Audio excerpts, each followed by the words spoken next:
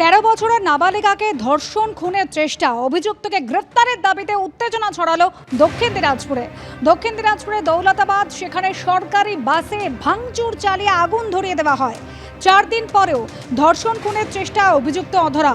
প্রতিবাদে সোমবার বন্ধের ডাক দেয় আদিবাসী সংগঠনগুলি। প্রশাসনের আশ্বাসে গতকালই বন্ধ প্রত্যাহার করে নেওয়া হয়েছিল।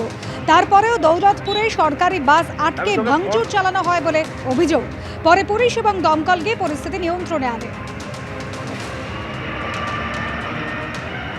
পরিবারের কেউ প্রতিবাদ মিছিলে যোগ দিলে দল থেকে সাসপেন্ড করার হুঁশিয়ারি দিলেন ক্যানিং পশ্চিমের তৃণমূল বিধায়ক। তৃণমূল মানেই হিংসা, ভয় দেখানো, হুমকি।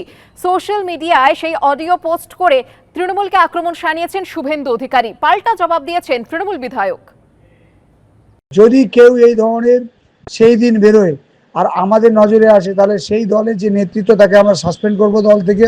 আরজিকর কাণ্ডের প্রতিবাদ এখন সর্বত্র, গর্জে উঠেছেন সর্বস্তরের মানুষ। এই প্রেক্ষিতে একটি ভাইরাল অডিও ক্লিপে পথে নামা আটকাতে হুঁশিয়ারি দিতে শোনা গেল ক্যানিং পশ্চিমের তৃণমূল বিধায়ক পরেশ রাম দাসকে। চিকিৎসকের ধর্ষণ খুনের প্রতিবাদে রবিবার মিছিলের ডাক দেন ক্যানিং ডেভিড সেশন হাই স্কুলের প্রাক্তনীরা। কেউ যাতে এই মিছিলে যোগ না দিতে পারেন সেজন্য দলের কর্মীদের কার্যত ফরমান জারি করেন তৃণমূল বিধায়ক।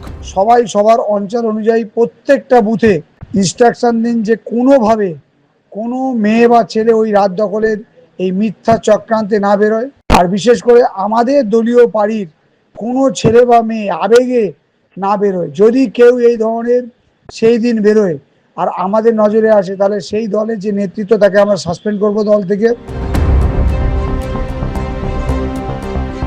এই যে অডিওটা ভাইরাল হয়েছে, এই অডিওটা কি আপনার নিজেরই? অবশ্যই আমার অডিও। আমি আমার অডিওর মাধ্যমে আমার দলীয় গ্রুপ আছে, সেই গ্রুপে আমি ইনস্ট্রাকশন দিয়েছি একজন নেতা হিসাবে, যে আমাদের দলে যারা ছেলেমেয়েরা, আমাদের দলের যারা জনপ্রতিনিধি কর্মীরা, তারা যেন কোনোভাবে কোনো মিথ্যা চক্রান্তের ট্যাপে পা না দেয়। তারা যেন জাস্টিস চায় এই মেয়েটার হয়ে, সেই জাস্টিস হচ্ছে ফাঁসি।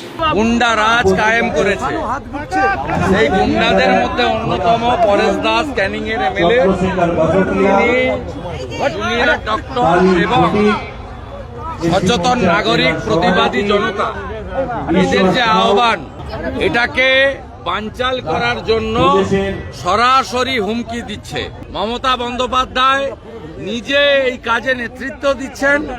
রবিবার প্রতিবাদ নিয়ে আপত্তিকর ভাষায় আক্রমণ শানাতে শোনা গেছে বাঁকুড়ার তৃণমূল সাংসদ অরূপ চক্রবর্তীকে।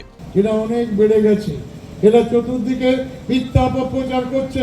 এরা মানুষকে ভুল বুঝিয়ে বলছে আমরা 100 দিনের টাকা চাই না, আমরা কন্যাশ্রী চাই না, আমরা 1000 টাকা লক্ষ্মীর ভান্ডার চাই না, আমরা দুর্গা পুজোর টাকা চাই না। হিম্মত আছে তাদেরকে নিয়ে মিছিল করে দেখাও কটা লোক বলছে আমরা সরকারি সাহায্য চাই না, তাহলে জানতে পারবো তোমরা বাপের বেটা। ওই কুত্তার মতো গুজুর গুজুর ফুসুর ফুসুর করবে। সারা বাংলা জুড়ে প্রতিবাদের ঝড়ের সঙ্গে সঙ্গে বাঁকুড়ার রাস্তাতেও লোকজন দেখে অরূপবাবুর মাথা গন্ডগোল হয়ে গেছে। তৃণমূলের লোকেরা প্রতিবাদ দেখে ঘুমিয়ে পড়েছে, তাই ওনাকে জাগাতে হচ্ছে আর ফোঁস করতে বলতে হচ্ছে। কিন্তু মনে রাখবেন, বাংলার মানুষ যেভাবে জাগ্রত, ফোঁস করলে বা ওই বিষ দাঁত দেখালে বিষ দাঁত ভেঙে দেবে।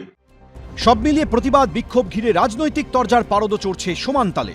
শান্তনু নস্কর, পূর্ণেন্দু সিংহ, এবিপি আনন্দ।